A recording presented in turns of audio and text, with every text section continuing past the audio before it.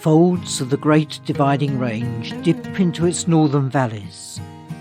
The deep green of the ancient forests coating the sides of the hills. But now at the head of the valley sits a town of European heritage, Bright. European explorers looking for pastoral land first came through in 1824, and pastoralists with their sheep and cattle began arriving in 1837, pushing the local Aboriginal people off the land with guns and poisons, decimating the local people. When gold was found in the creeks in 1857, Europeans and Chinese came in their thousands and permanent settlements were born, and the remaining Aboriginal people were moved into the reserves.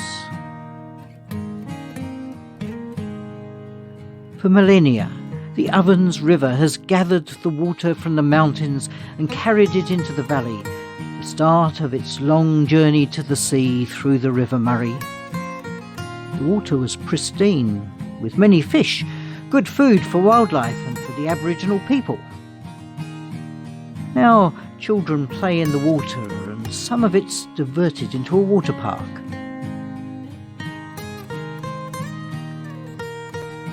The town was named after John Bright, a British politician. The Europeans built shops and schools, churches and hotels. They brought their own plants to the area, trees that cope very differently from the local trees with the cool weather of the winter season. Trees that hibernate, shedding their leaves, and in the process creating bright and glorious colours.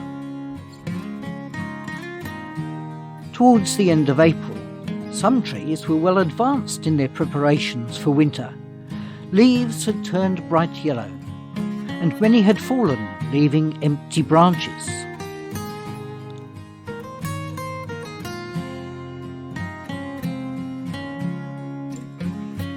On the south side of Bright is an arboretum, created to honour the people who died fighting fires in the area.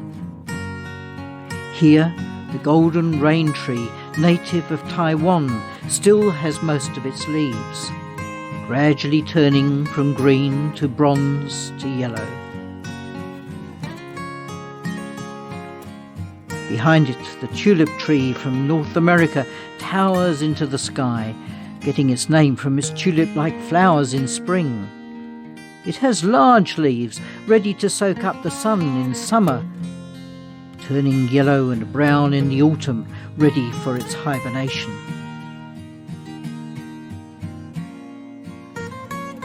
Standing out from the other trees are the red maples. Again, its origins are from the eastern states of North America.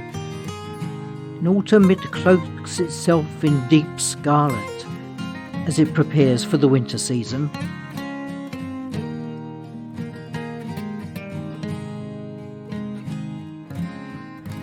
Liquid ambers are native to Eastern Asia. Its leaves turn into a spectacular range of oranges and yellows. It's one of the last trees to lose its leaves to the autumn cold.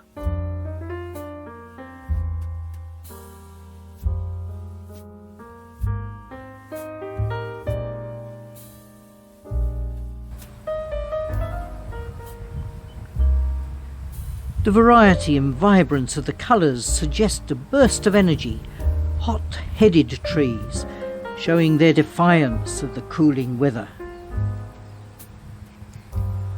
The leaves shimmer in the crisp autumn air, turning gradually, slowly letting go of the branches to make a dark brown carpet, ready to melt into the earth and provide nutrition for the next year's growth. These Northern Hemisphere trees have not entirely taken over. Australian trees still stand proud and tall and green the whole year round, accepting the light of the sun, whether it be low or high over the horizon. Not far from Bright, in Myrtleford, is the big tree, a river red gum, It was here 200 years ago, before Europeans even visited the area, before any of the Northern Hemisphere trees were planted. It watched the Namduta tribes come and go and gather with other tribal people in summer to climb Mount Buffalo and feast on the nutritious bogong moths. It continued to be a meeting place when the railway first reached here in 1883, and it still stands proud over the township, surveying the scene, sheltering the birds and the possums, a symbol of the historical continuity in which all of life lives.